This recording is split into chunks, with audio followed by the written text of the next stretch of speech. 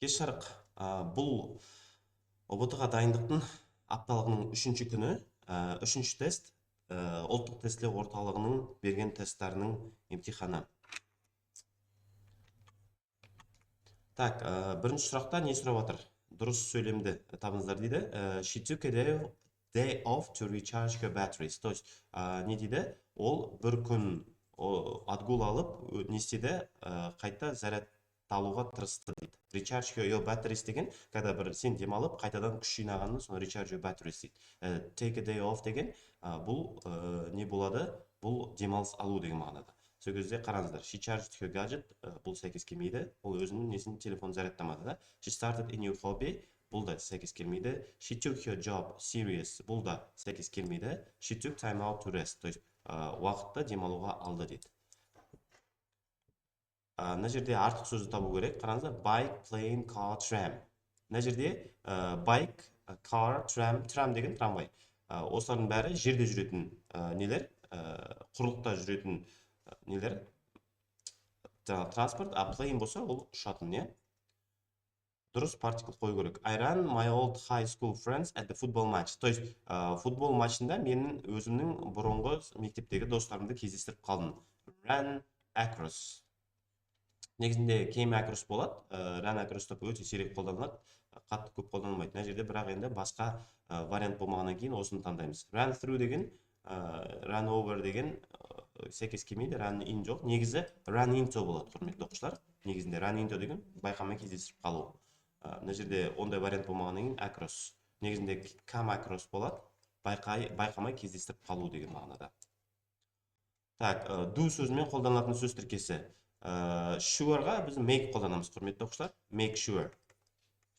Make a noise, то есть дыбыс шығару. Make a mess, бәрін шашып тастау. А вот do your best деп айтамыз. То есть өзіңнің қолынан келетін ең күшті нәрсені жасау. Do your best. Дұрыс детерминер қою керек. Tony and his brother have been to Kazakhstan. То есть мына жерде Тони және оның бауыры Қазақстанда болды дейді. Екеуде деген болымды сөйлем болып тұр. Сондықтан біз both қолданамыз. Both me and my brother have been to Kazakhstan деген. Екеумізде. All болса, бұдан кейінгі нелер көпше болушы еді. All people, мысалы, all students have been to Kazakhstan да. Every болса, әрқайсысы деген неден, бірақ екеуге қолданылмайды. Барлығы деген сөз. Each, сол everyға ұқсас, әрқайсысы бір-бірден деген мағынада. Осы сөйлемге ұқсас сөйлем дейді. I wish I passed my exam. Мен емтиханымды өткенін қалаймын дейді. If only I passed my exam. Осы сөйлем сәйкес келеді. Құрметті оқушылар, I wish бұл if only екеуі бір мағынада. Даже қолданылуы да бірдей, орын ауыстырылса ешқандай разница жоқ. I'd better pass my exam. I had better деген мен өтуім керек, әйтпесе маған жаман болады деген мағынада жазылады. Бұл wish емес. If only I had passed my exam. Бұл өткен шақ. Мына жерде past perfect қолданады ғой. I had passed. Past perfect болған үшін мен өткен емтиханды өтіп кеткенде ғой деген мағынада айтылып жатыр. If I passed my exam. Бұл conditional sentence еще аяқталмаған. Мына жерден кейін тағы да екінші сөйлем болу керек. Сондықтан бұл қате болып есептеледі. Жетінші сұрақ. She looked, but she didn't find her sandals. То есть ол барлық жерде іздеді, бірақ өзінің аяқ киімін таба алмады дейді. Сол кезде she looked everywhere болады. Ол ешқай жерде қарады және таба алмады емес қой. Ол бәр жерде қарады, сосын таба алмады. Бір жерді қарады емес, anywhere деген, любой жерді қарады емес, барлық жерді қарады, сосын таба алмады деген үшін қалған варианттар сәйкес келмейді. The compound adjective, то есть екі немесе одан көп сөзден құралған сын есім. Strange, eatable сәйкес келмейді. Strange, expensive та сәйкес келмейді. Strange, famous та келмейді, бірақ strange looking, бір түрлі көрінетін деген мағынада. Strange looking. Так, the sentence with a possessive pronoun. Possessive pronoun деген, құрметті оқушылар, жаңағы менің, сенің, оның деген мағынада. Мына жерде the told her, оған айтты. Ол оның деген мағынада емес, оған айтты деп тұр. Значит, бұл бар септігінде да сәйкес келмейді. Possessive, the laptop is yours. Осы нәрсе сәйкес келеді. Possessive, то есть бұл лаптоп оныкі дейді. Соған принадлежит. She did herself, өзі жасады, it's her laptop. Мына жерден her laptop бұл сіздер шатыстыруыңыз мүмкін, possessive pronoun деп ойлауыңыз мүмкін, бірақ бұл possessive adjective аталады, құрметті оқушылар. Естеріңізде сақтаңыздар. Бұл possessive adjectives.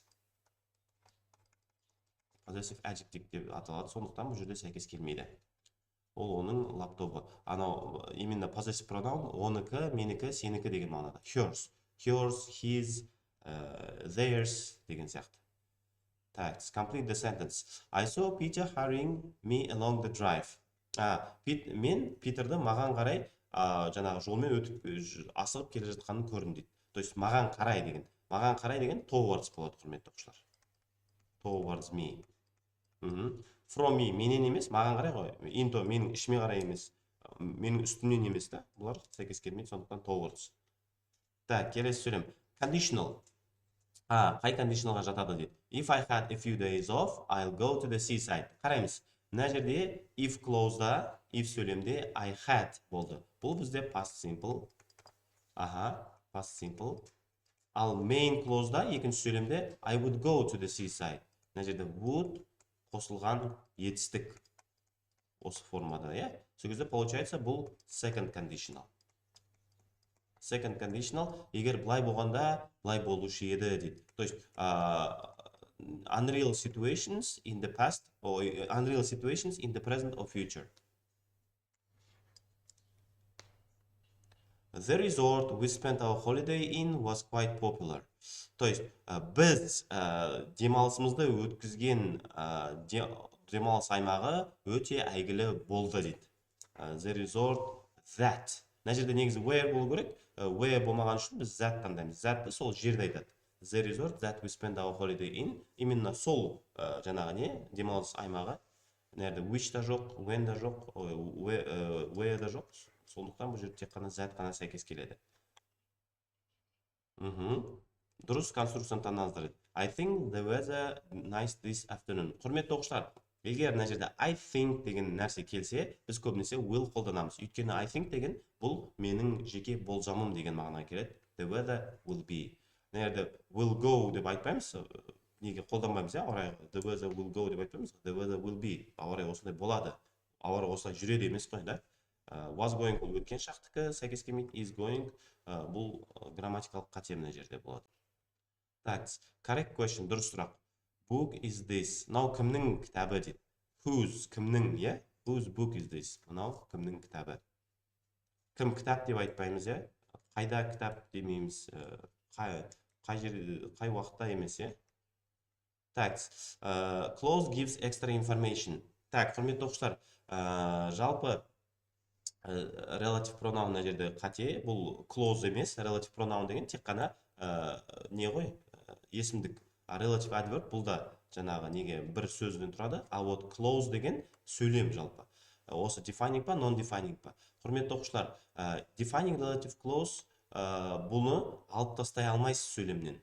Оны алып тастауға болмайды. Ол сөздің негізгі бөлшегі болады. А non-defining clause ол экстра ақпарат береді, және оны сөйлемнен алып тастауға болады. Мысалы, that man, анау кісі да, who we saw yesterday, біз кеше көрген адамды, that man, who we saw yesterday, is our new boss. Is our new boss. Енді қараңыздар, құрметті оқушылар. That man is our new boss деп айтуға болады да, сөйлемнің ешқандай несі жүрген жоқ. Мынау сөйлем, who we saw yesterday. Анау адам, который біз кеше көргеніміз деген. Бұл экстра ақпарат беріп тұр. И бұл non-defining relative clause деп аталады. Так, the correct variant. That's a man, niece is a ballet dancer. Анау адам дейді, кімнің інісі, ол балет билеушісі дейді. Анау адамның несі, билет билеушісі. Whose да, сол адамның жаңағы несі, билеуші дейді. Биші. The correct variant. Mr. Evans attends our meeting. We won't discuss his new project. То есть, мына жерде не тиді? Мистер Эванс біздің неге келмесе дейді жиналысымызға, біз оның жаңа проектін талқыламаймыз дейді. То есть, олай келмесе, былайша айтқан кезде if not деген мағынада. Ағылшын тілінде if not деген ол unless болады, құрметті оқушылар. Естеріңізге сақтап алыңыздар. Так, similar meaning to a quantifier. Quantifier деген жаңағы бөлшектік сөз табы ғой, қаншалықты екенін білдіретін айтатын. Мына жерде a few болып тұр міне. We have a few apples. We can make a small apple pie. Так, бізде біршама алма бар. Біз не жасай аламыз? Кішігірім алма бәлішін жасай аламыз дейді. A few деген құрметті оқушылар көп емес, бірақ жеткілікті деген мағынаға келеді. A few, I have a few friends. Enough, жеткілікті достарым бар дейді. Егер I've got few friends болса, жеткіліксіз, аз деген мағына. Not many, but enough. Not much деген сәйкес келмейді, too many сәйкес келмейді, many but not enough деген сәйкес келмейді. Егер few болған кезде, мынау болушы еді, many but not enough. A few болған үшін бұл not many but enough. The appropriate option, дұрыс нені таңдаңыздар еді. Of the students in my class have traveled on a plane. То есть, менің сынымдағы оқушылардың ешқайсысы примерно самолетпен саяхаттап көрмеген. Another of the students. Another of деп бұл структура жалпы қолданылмайды, құрметті оқушылар. Бұл қате. Each of the students. Негізі each of деп айта аламыз, бірақ каждый жеке деп мына жерде ондай мағынада қолданылып тұрған жоқ. Either of the students деген кезде either'ді или either дейді кейбірде. Either of the students ол екеуінен біреуі деген екінің арасында таңдау жасаған кезде қолданады. Сондықтан бұл жерде сәйкес келмейді. Бұл жерде none. Менің сыныптағы оқушылардың ешқайсысы немен ұшақпен саяхаттамаған. The statement with the correct quantifier. Quantifier жаңа айтып жатырмын да, жаңағы бөлшектік нені білдіретін, қанша көп аз деген сияқты. She has to pay around monthly. Бұл жерде мүлдем quantifier жоқ. A little, жаңағы few деген сияқты сөздер, иә. There were several people at the meeting. Бірнеше адам болды дейді. Мына жерде менде quantifier бар, и several деген тоже мағынаға келеді. Бұл нәрсе сәйкес келіп тұр. Мына жерде he likes swimming and dancing. Бұл жерде мүлдем quantifier жоқ. I will go bungee jumping this Sunday. Бұл жерде де quantifier жоқ. Мына жерде тек қана бұл several people деп келіп тұр. The correct structure. All of them had a good time. Мына жерде all of, мына жерде не келіп тұр? Pronoun келіп тұр. All of them. Олардың барлығы, да? Олардың барлығы. All of. Сол үшін мына жерде them ол verb емес, ол adjective емес, ол noun емес, ол pronoun. Есімдік. Олардың барлығы. Так. Reported statement төлеу сөзден жасалған statement. You are right, we should stay in tonight. Сен дұрыс айтасың, біз бүгін іште қалуымыз керек дейді. Now, you are right, сен дұрыс, біз қалуымыз керек. То есть, келісім беріп тұр да. He agreed to stay in that night. Келісті. She demanded, ол талап етіп тұрған жоқ қой. Жарайды деп келісіп тұр. I threatened, ол угрожать етіп тұрған жоқ. They refused, ол отказ беріп тұрған жоқ. Ол келісіп тұр. Так, the verb followed by bare infinitive. Құрметті оқушылар, infinitive ағылшын тілінде to несімен жасалады, предлогымен.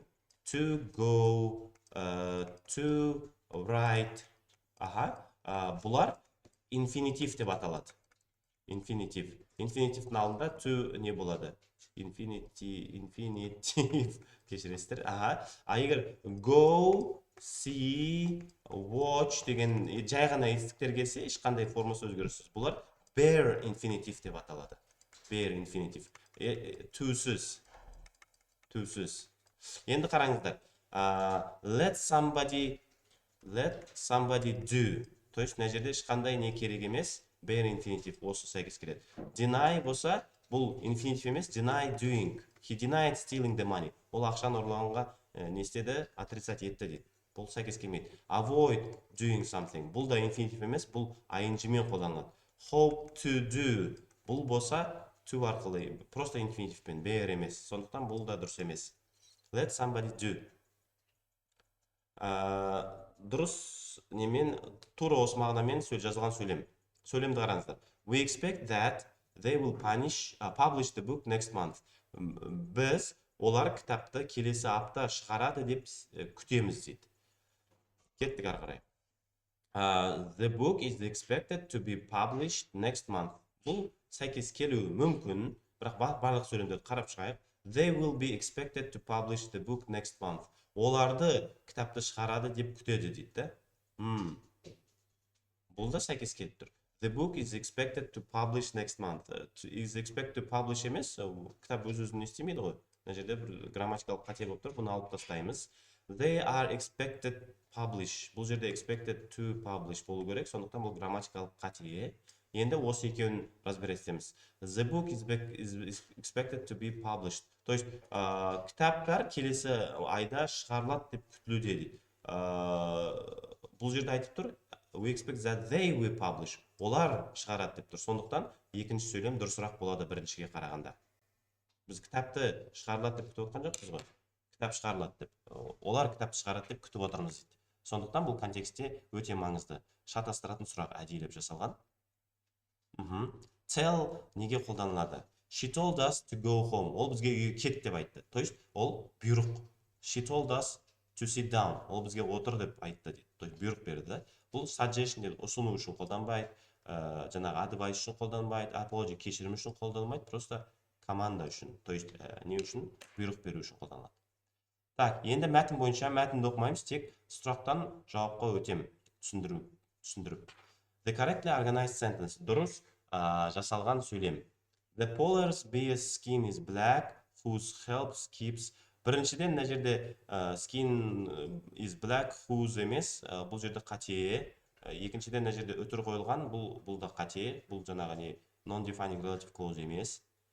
Алып тастаймыз. Bear is the first animal people think where they think of Arctic animals. When болу керек мына жерде, when they think of. Сондықтан бұл жерде қате, тоже алып тастаймыз. Келесі сөйлем. Snowy owls are covered in thick, fluffy feathers who help trap. Feathers, ол не ғой? Жаңағы кішкене нелері, жүндері, перо деймі, перолар. Оған who емес, which болу керек. Сондықтан бұл грамматикалық қате. Кеттік арға. The Arctic is a term that describes the northernmost place on Earth. Дұрыс? Бұл дұрыс жазылған. Так, келесі. The correct usage of passive. Passive дұрыс қолданылған дейді. You may be surprised to learn that reptiles in the Arctic atoll. Сіздер таңғаласыздар дейді. Рептилиялар Арктикада мүлдем табылмайды дейді. Мүлдем табылмайды, бұл present simple'да жазылу керек. Не үшін? Өйткені бұл факт айтып жатыр. Ылғи да болатын дұрыс фактілерге біз present simple қолданамыз да. Енді present simple көпше түрі болса reptiles are болу керек. Сосын кейін not found. Олар Арктикада табылмайды. Finded деген біріншіден грамматикалық қате, found болу керек. Is found деген жалпы дұрыс жазылған, бірақ мына жерде несіне сәйкес келмейді мағыналы түрінен. Рептилиялар Арктикада өмір сүрмейді ғой. Өйткені мына жерден текстта прямо жазылған. Қай жерде? Мына жерде міне кәдімгідей жазылған, табуға болады. But not reptiles. Міне мына жерде. Different kinds of birds and mammals live in the Arctic Circle. Айтын айтып отыр. Осындай. But not reptiles. Бірақ рептилиялар емес дейді. Сондықтан бұл жерде табылмайды. Was not find бұл өткен шақтікі, шағы да дұрыс жазылмаған, бұл қате. Так, келесі сөйлем. The false statement. Араларынан қайсысы бұрыс дейді. Thanks to thick white feathers covering the whole body of the snow owl, they always feel warm in such severe climate.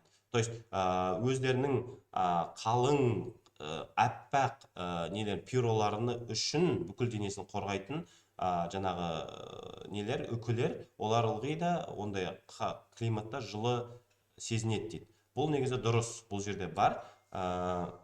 Міне, мына жерде жазылып тұр ғой. Snow owls have features that protect them when they are out hunting in the wild. The polar bears, жоқ, мына жерде жазылған. Так, қай жерде бұл жерде? Arctic animals use thick furs or feathers, blubber or make burrows as adaptations to help keep themselves warm. Өздерін жылы ұстау үшін нелер қолданады? Қалың терілерін немесе жаңағы пероларын қолданады екен. Сол үшін бұны алып тастаймыз. Бұл дұрыс жазылған екен. Бізде қараңыздар, құрметті оқушылар, false statement, бұрыс нені табыңыздар дейді. Мынау дұрыс болған үшін алып тастап жатырмыз. Кеттік келесі. The Arctic Ocean freezes in the winter, making such a thick sheet of ice that no animals can live under the ice at all. То есть, Арктик өзені қатады дейді қыста, қалың мұз несін жасап, слойын жасап, астында ешқандай жануар өмір сүре алмайтындай дейді. Бұл жерде негізі бұрыс, өйткені қараңыздар. Making a thick sheet of ice, то есть қатады дейді, Арктика. ocean freezes in the winter. Animals can live on the islands, continents that touch the Arctic Circle, as well as in the ocean, either on the ice or under it. То есть, мұздың үстінде де астында да өмір сүре береді дейді. Значит, мынау дұрыс жазылған. Бізге бұрыс сөйлем керек, сондықтан мынаны алып тастаймыз. Үшіншісі, different kinds of animals live in the Arctic ocean except reptiles as they need much warmer climate. Бұл да дұрыс жазылған, жаңа айттық қой. Неде but not reptiles, рептилиялар жоқ дейді Арктикада, соны алып тастаймыз. И соңғы сөйлем, due to the black skin, polar bears stay warm when there is no sun during the long winter. Due to the black skin, polar bears stay warm when there is no sun during the long winter. Мына сөйлем де дұрыс негізі.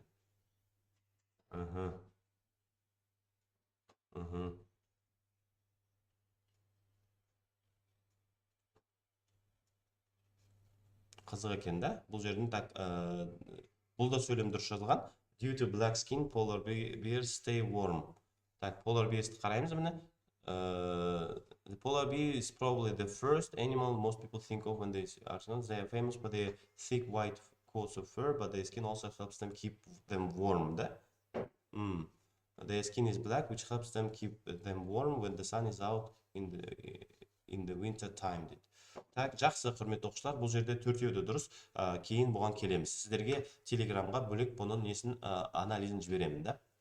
Кеттік келесі сөйлем. True statement about the Arctic environment. То есть арктикалық не туралы дұрыс сөйлем. Бұл жерден дұрысын табу керек. Ice and snow are prevalent describing the features of the northernmost place.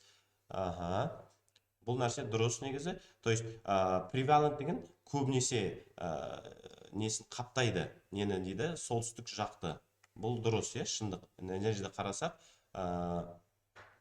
the northernmost place on Earth, like Antarctica, is not a continent, are freezes in the winter, making a sheet of ice. То есть жан жақтан не дейді, мұзбен не қаптайды дейді.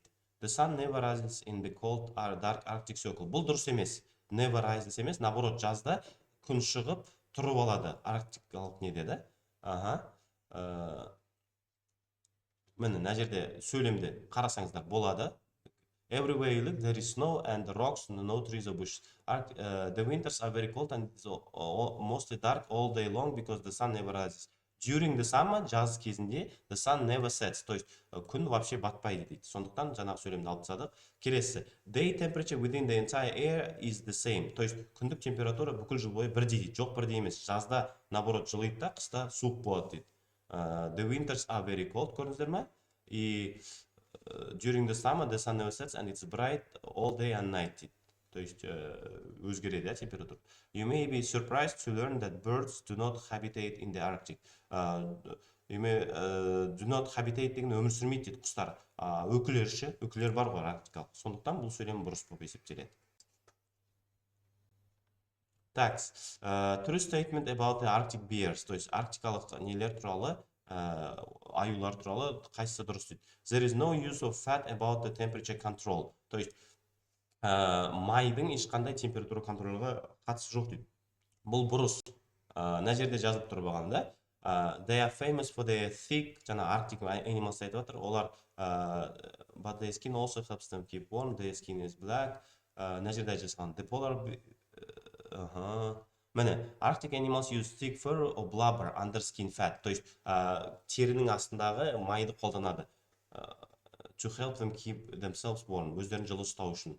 Бұл бүкіл арктикалық нелерге қатысты, жаңағы жануарларға.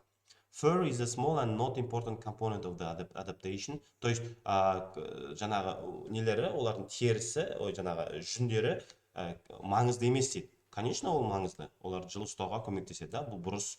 You may be surprised to learn that the black skin helps not to get frozen. То есть, мынау нәрсе дұрыс. Олардың қара терісі, жаңағы олардың жүні бар ғой, жүннің ішінде астында тері қарада, оларды жылы ұстауға көмектеседі. Бұл жерде нақты жазылған мына жерде, да? Their skin is black, which helps them keep warm when the sun is out. Міне, мына жерде жазылған. The color of the skin doesn't play a large role in keeping the body warm. Бұл да жаңағы қате түсінік, да? То есть, типа, ешқандай әсері жоқ дейді, наоборот, әсері бар. Так, енді келесі сұрақ. Reported speech. Да, нау нелер қалай өзгереді? This week та that week болып өзгереді, құрметті оқушылар. Мысалы, мен қазір this week деп айтсам, араларыңыздан біреу басқа бір балаға жеткізген кезде аға айтқан сол аптада деп. Мен айтып отырмын қазіргі аптада деп. А сендер уже 2-3 аптадан кейін басқа біреуге айтқан кезде, иә ағай сол аптада деп айтып еді. Сондықтан осы апта сол апта болып кетеді. That week болып кетеді. Yesterday болса, мен қазір yesterday I did YouTube stream деймін да. Сіздерге қазіргі уақытта ол yesterday болып тұр. Бірақ сіздер менің сөзімді басқа біреуге жеткізгенде уже ертең емес, сол бір күн бұрын деп айтасыздар да. Сондықтан the previous day болады. Ол the day before екеуі мағынасы бірдей. Бір күн бұрын деген. Previous day алдыңғы күн, the day before соның бір күн бұрын деген мағынада. Так, present perfect sentences today meaning. Recently completed actions. Recently деген жаңа ғана жасаған іс-әрекет. They have just moved in. Олар жаңа ғана көшіп келді. Just деген нәрсе жаңа ғана деген мағынаға келеді. Recently деген тоже жақында аяқталған іс-әрекет. Енді personal experience или changes. Personal experience-қа өзінің жеке өмірлік тәжірибесі да. It's the first time I've seen a rat. Өмірімде бірінші рет не көруім дейді, крысаны көруім дейді. Мынау нәрсе вообще present simple, Mary never drinks milk. Бұл жалпы өмірлік ұстаным туралы айтып жатыр. Бұл тәжірибе емес. Ол ішпейді дейді. Жалпы ішпейді. Бұл факты констатировать етіп жатыр. Келесі, match suitable infinitive. Дұрыс infinitive қолданыңыздар. Allow somebody to do something. Құрметті оқушылар. Allow somebody to do something. Біреуге бір нәрсе жасауға рұқсат беру. I was allowed to travel alone. To travel alone болады. To playing дұрыс емес, өйткені мына жерде ing қосылып кеткен. She let me go for a walk. Let-тен кейін біз infinitive, bare infinitive қолданамыз, иә? Ол мені жаңағы жүруге рұқсат берді дейді. Келесі. Match the correct sentences with the reflexive pronouns to their meanings. То есть, reflective деген ол өзімен деген мағынадағы жасалған нелер, есімдіктер, соның қайсысын дұрыс мағынасымен сәйкестіріңіздер дейді. To emphasize the object of a sentence. То есть, сөйлемнің жаңағы дополнение дейді, толықтаушын анықтайтын. I met Messi himself. Мен Мессидің өзін кездестірдім дейді. Мына жерде Messi object, мынау соның объекті не істеп тұр? Выделять етіп тұр. To emphasize the subject. Subject деген өзін не істеп тұрған. Так, I met him in Paris. Бұл жерде вообще пронаун жоқ. He lives by himself. Мына жерде by himself, құрметті оқушылар, he-ді не істеп тұрған жоқ. Бұл alone деген мағынада айтылып тұр. By himself. Сондықтан бұл да атпадайды. Jane cleaned the attic herself. Яғни Jane-ді herself не істеп тұр?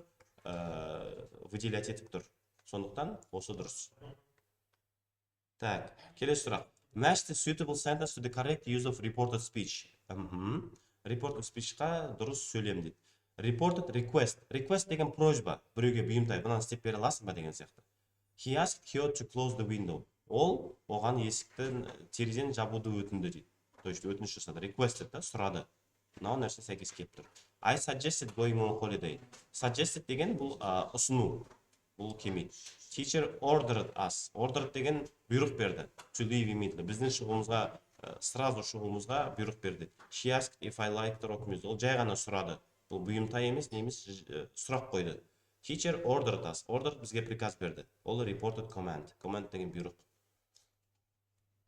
Так, кеттік ары қарай. To make a correct question. Дұрыс сұрақ жасау керек. I love movies. Don't I? Құрметті оқушылар. Мына жерде love сөзі present simple, сондықтан aren't дұрыс емес, doesn't дұрыс емес, love I, am I, do I барлық қате болып есептеледі.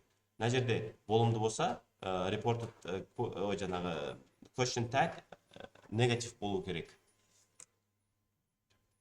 The correct option on the gap. The teacher delivered the lecture so slowly that half of the students just pretended to listen to him. Мұғалім лекцияны соншалықты баяу жүргізді, что оқушылардың жартысы оны тыңдап отырғандай сыңай танытты дейді. So that болады. Such as грамматикалық тұрдан қате болады. So as тоже сәйкес келмейді. So few вообще ондай структура жоқ. Such, slowly that болса, бұл жерде such-тан кейін біз such-тан кейін зат есім келу керек. Мына жерде зат есім болғаннан кейін бұл сәйкес келмейді. So that, мына жерде so зат қолданылмайды. To вообще артық. Сондықтан бұлардың барлығы қате. Осыдан басқа. The correct variant to express intention. Intention деген өзінің ниетін білдіруді туралы дұрыс қолданылған Жетістік та. Travel much this summer. I am going to, I am planning to. I didn't like my, I hated to, told my, regretted. Бұлардың барлығы не емес? Intention. Намерение емес. I am going to, I am planning to. Мен істейін деп жатырмын, мен жоспарлап жатырмын деген осы екеуі адамның ниетін білдіреді. The correct variant to fill in the gaps. I remember to the British Museum with my tutor as a child. Құрметті оқушылар, remember doing деген кезде, нәге ing қосылған кезде, мен оның жасаған есімде дейді да. I remember going болады мына жерде? Going да. I remember going to the British Museum with my tutor as a child. Мен бала ретінде неге британдық музейге мұғаліммен бірге барғаным есімде дейді. Remember going. То есть мына жерде қайсы сәйкес келеді міне? Мынауына сәйкес. Remember to go бұл қате, to have been going структура тоже сәйкес келмейді. Went өткен шақта have gone дұрыс емес, to be going бұл мүлдем қате мына жерде. Грамматикалық қате. Так. Read the text and choose the correct statements дейді. Кеттік ал. Mike is only 16 years old. Mike 16 жаста. Everyone else in the team is either 17 or 18. Қалған барлық командадағы ойыншылар 17 немесе 18 жаста дейді. Even so, he is a much valued member of the team. Кешіресіздер. He is a much valued member of the team. Солай болса да, ол біздің командамыздың ең құрметті мүшесі дейді. In fact, шынын айтқанда, some people think he is the best player the team has. Шынын айтқанда, кейбір адамдар ол топтағы ең жақсы ойыншы деп ойлайды дейді. Енді кеттік сонымен. Қайсысы сәйкес келеді осыған? The players are 3 different ages. Ойыншылар 3 түрлі жаста дейді. Негізінде дұрыс. Өйткені Майк 16-да, қалғандардың бәрі 17-18-де. То есть, получается, 3 түрлі жас бар да. Mike will be the best in the team when he is 16 дейді. 16-ға толған кезде ол сыныптағы ең күшті ойыншы болады дейді. Ол итак та қазір 16-да. То есть бұл қате. Mike is the best player only among 16-year-olds. 16 жастағылардың арасында Майк ең күшті ойыншы дейді. Ну, технически да, өйткені 16 жаста өзі жалғыз ғой. Жарайды, санайық, өйткені басқа 16 жастағы ойыншы жоқ. Получается, 16 жастағылардың арасында ең лучший сол да. Everybody on the team is best. Командадағы барлығы ең күшті дейді. Бұл нәрсе жазылмаған, берілмеген. Mike is considered to be the best by some people. Кейбір адамдар Майкты ең күшті ойыншы деп ойлайды дейді. Ол нәрсе бар да. Some people think he is the best player деп. Бұл нәрсе бар, дұрыс. The other players are not valued. Қалған ойыншылар бағаланбайды дейді. Бұл нәрсе мүлдем берілмеген, білмейміз. Сондықтан анау үшеуі дұрыс болады, қалғандары бұрыс. Жақсы, құрметті оқушылар, бұл разборымыз аяқталды.